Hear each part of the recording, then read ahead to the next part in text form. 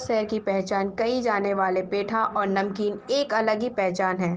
पेठा का कारोबार का हाल कोरोना काल से ही ठप पड़ा हुआ है, जो आज तक सुचारू नहीं हो पा रहा। जब प्राचीन पेठा के मालिक राजेश अग्रवाल ने भारतीय न्यूज़ 24 के संवाददाता हरीश के साथ बात की तो बताया कि आगरा का पेठा और नमकीन देश विदेशों में फेमस है। कोरोना महामारी में सैलानियों के साथ ना आने से पेठा कारीगरों को बहुत ही नाजुक से गुजरना पड़ा। पेठा ने किसानों की भी कमर तोड़ दी।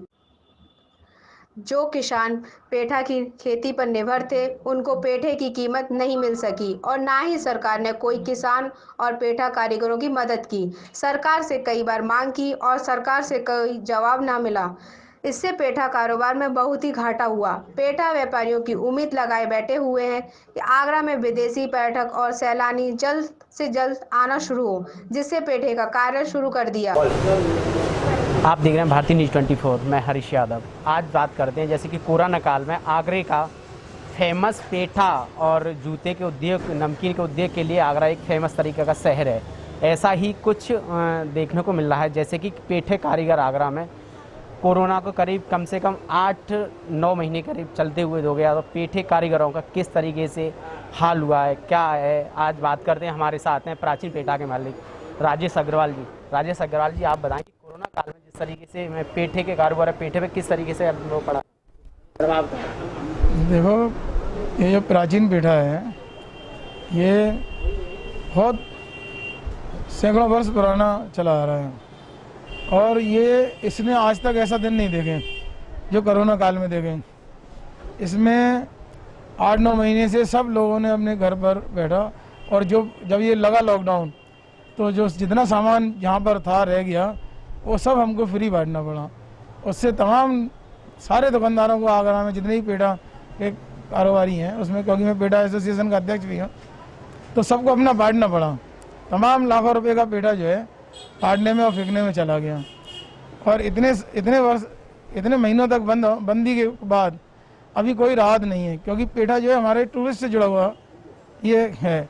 इसमें लेबर भी अपने घर में बैठी रही कि किसी ने सब्जी की ढेर लगाई, किसी ने कुछ किया, यानी कि अपना घर चलाने के लिए कहीं ना कहीं जुटे रहे, मगर उनको पूरी तरीके से सफलता नहीं मिली। आज कोरोना काल के बाद में, इतने समय के बाद में, लॉकडाउन खुलने के बाद में सरकार के द्वारा सब खोल दिया है, ताजमहल भी खोल दिया, मगर टूरिस्ट नहीं आ रहा। कहीं ना कहीं लोगों में कोरोना का भय है और कोरोना के भय के चलते जो है अभी बिक्री में कोई सुधार नहीं है। दूसरी बात यह है कि पैसा भी लोगों के पास नहीं है, क्योंकि 4-6-8 महीने जो उन्होंने घर पे बैठ के खाया, तो उनके पास में लिमिटेड पैसा रह गया है। और जब लिमिटेड पैसा रह गया है तो वो खूब सोच समझ के खर्च कर रहे हैं कि क्या ज़रूरत की सामान है वही ले रहे हैं बस। यानी किसान भी आपके जुड़ा हुआ है, जिस तरीके की किसानी के खेत में से पेठा पैदा करता है, तो किसान को भी बहुत बड़े सामना करना हुआ। किस तरीके से किसान के? हाँ, किसान को भी बहुत नुकसान हुआ है, क्योंकि जो हमारा पेठा मिठाई बनती है वो किसान केवल पेठा उद्योग के लिए ही केवल उसको उगाता है, उस सब्जी को, क्योंकि वो और किसी काम में नहीं आती है, उसका केवल पेठा ही बनता है। इसमें किसानों को भी बहुत नुकसान, सबसे ज़्यादा नुकसान किसानों को हुआ है, क्योंकि उन्होंने अपनी लागत लगा करके जिस फल को उगाया, बड़ा किया, और वो उनका खेत में ही सड़ गया, क्योंकि कोरोना काल में सारे कारखाने बंद थे और उनका सारा जो फल था वो उसमें सड़ गया, क्योंकि उसकी सब्जी भी नहीं बनती है, केवल पेठा ही बनता है। सरकार से आपने जो मांग करी, अभी तक कोई मार्च की सूचना प्राप्त हुई है? नहीं, सरकार से हमने कई बार आपके द्वारा चैनलों से कई बार माध्यम से हमने ये मांग की है, मगर अभी तक इस पर किसी का कोई दृष्टि नहीं गई है। हम ये चाहते हैं कि आपके चैनल के माध्यम से मुख्यमंत्री तक ये हमारी बात को सुना जाए और इस पर राहत दी जाए। मान लो दीपावली भी आने वाली है, किस तरीके से आपको लगता है कि आगे हमारा कारोबार धीरे धीरे बढ़ जाएगा? क्या कहे, जब तक टूरिस्ट का आवागमन नहीं होगा, जब तक व्यापार में आगे बढ़ने की कोई संभावना नहीं लग रही, क्योंकि यही जो ताजमहल और पेठा एक दूसरे के पूरक हैं। और जब ताजमहल में 50-60 हज़ार 70 हज़ार टूरिस्ट आता था, वहाँ पर 2-3 हज़ार आ रहा है। तो जब टूरिस्ट ही नहीं आ रहा है, जब लोग ही नहीं आ रहे हैं, तो पेठा बिकेगा कहाँ? जब 50-60 हज़ार आदमी आएगा तभी तो पेठा बिकेगा।